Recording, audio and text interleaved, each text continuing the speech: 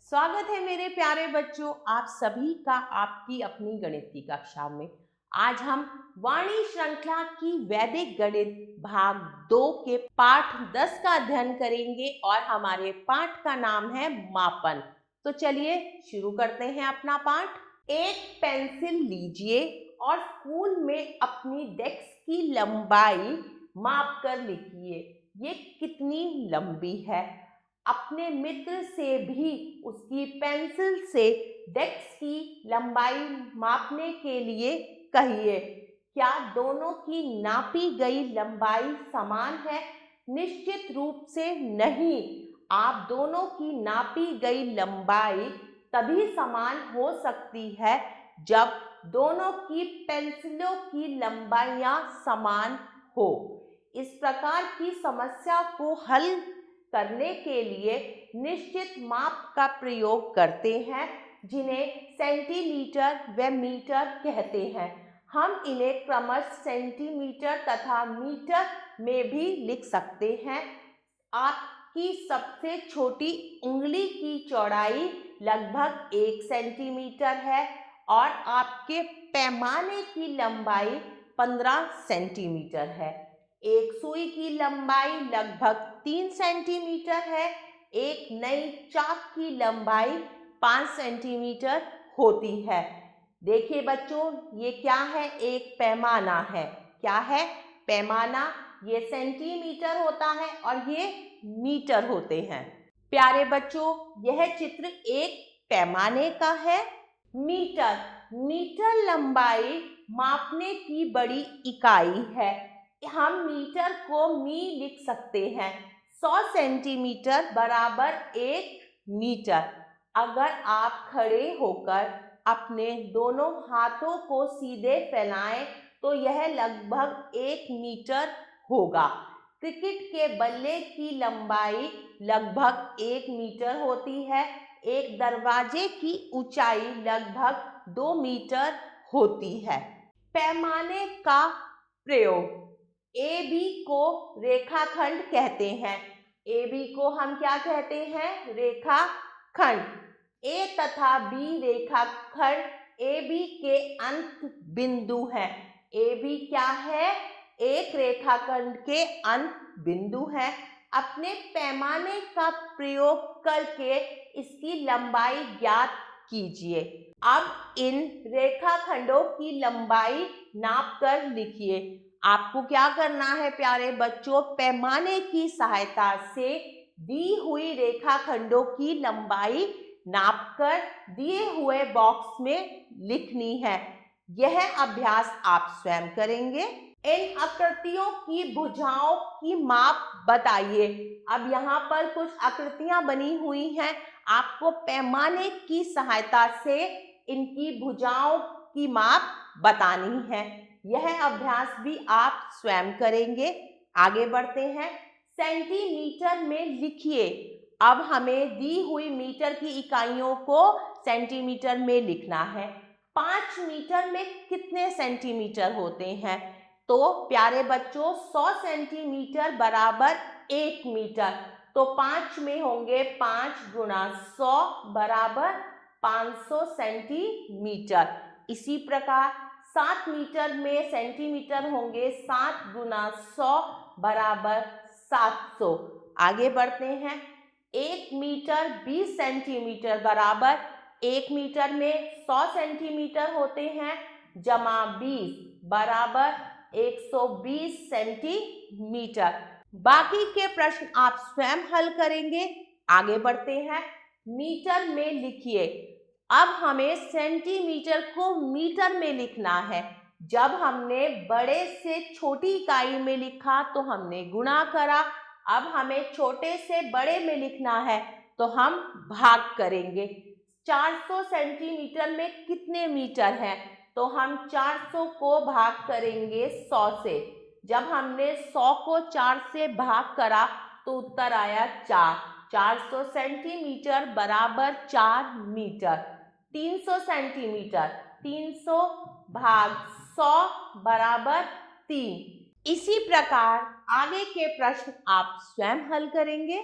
निम्नलिखित को जोड़िए। अब हमें सेंटीमीटर और मीटर को जोड़ना है। चलिए करते हैं।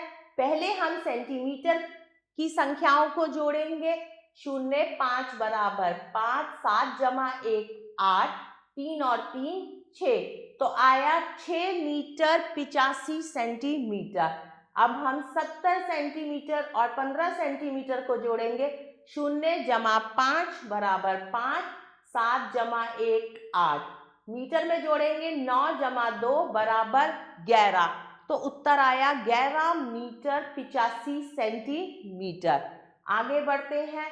5 0 5, 4 जमा 5 9, 7 जमा 3 10, 10 मीटर 95 सेंटीमीटर। आगे बढ़ते हैं। 6 जमा 2 8, 3 जमा 4 7। अब हम मीटर की इकाइयों को जोड़ेंगे। 6 5 11, 11 का 1 यहाँ, 1 गया हासिल, 4 और 1 5, 5 और 3 8, 81 मीटर 78 सेंटीमीटर। प्यारे बच्चों, बाकी के सवाल आप स्वयं हल करेंगे। निम्नलिखित को घटाइए। सबसे पहले हम सेंटीमीटर की इकाइयों को घटाते हैं। 4 घटा 2 बराबर 2, 6 घटा 3 बराबर 3। 6 मीटर में से 3 मीटर को घटाया तो शेष रहे 3। आगे बढ़ते हैं। 2 में से 1 को घटाया 1, 9 में से 4 घटा 5, 4 में से 3 घटा 1, 8 में से 4 घटा 4, उत्तर आया 41 मीटर 51 सेंटीमीटर। 2 घटा 2 बराबर 0, 7 घटा 5 बराबर 2, 8 में से 9 नहीं घट सकते, एक हम उधार लेंगे, यहाँ बना 18 और ये रह गए 5। 18 में से 9 को घटाया 9, 5 में से 4 को घटाया 1, उत्तर आया 19 मीटर 20 सेंटीमीटर। बाकी के सवाल आप स्वयं हल करेंगे प्यारे बच्चों। अभ्यास प्रश्न। एक दुकानदार ने 65 मीटर साटन तथा 148 मीटर रेशम का कपड़ा खरीदा। उसने कुल कितने मीटर कपड़ा खरीदा? तो अब हम क्या करेंगे, हम दोनों कपड़ों की लंबाई को आपस में जोड़ेंगे। 148 जमा 65, 8 5 13, 1 गया हासिल, 6 4 10 और 1 11, 11 का 1 यहाँ आएगा, 1 हासिल जाएगा, 1 और 1 2, तो उसने कुल 213 मीटर कपड़ा खरीदा। अगला प्रश्न करते हैं। विवेक ने एक जोड़ी कपड़े बनाने के लिए 8 मीटर कपड़ा खरीदा। कितने मीटर कपड़ा खरीदा? 8 मीटर। और 3 मीटर कपड़ा एक कमीज बनवाने के लिए खरीदा। तो और कितना कपड़ा खरीदा? 3 मीटर। उसने कुल कितने मीटर कपड़ा खरीदा? अब हम दोनों कपड़ों की लंबाई को आपस में जोड़ेंगे। 8 मीटर जमा 3 मीटर, 8 और 3 11, तो कुल कपड़ा खरीदा 11 मीटर। प्यारे बच्चों, अगला सवाल करते हैं। अग्रवाल जी की दुकान में 950 मीटर कपड़ा है। कितना कपड़ा है? 950 मीटर। उन्होंने इसमें से 669 मीटर कपड़ा बेच दिया। कितना कपड़ा शेष बचा? तो अब हमें क्या करना है, हमें कुल कपड़े की लंबाई में से जितना कपड़ा बेचा है उस लंबाई को हम घटा देंगे। 950 में से हम 669 घटा देंगे। 0 में से 9 नहीं जा सकता, हम 1 हासिल लेंगे, 10, 10 में से 9 गए 1। अब 4 में से 6 नहीं जा सकते, हम हासिल लेंगे, बन गया 14, 14 में से 6 गए, बचा 8, 8 में से 6 गए 2, तो उसके पास शेष कपड़ा बचा 281 मीटर। प्यारे बच्चों, बाकी के अभ्यास प्रश्न आप स्वयं हल करेंगे। प्यारे बच्चों, कैसा लगा आपको यह पाठ? आशा करती हूँ आपको यह पाठ बहुत अच्छा लगा होगा। हम पुनः फिर मिलेंगे एक नए पाठ के साथ। तब तक के लिए आभार।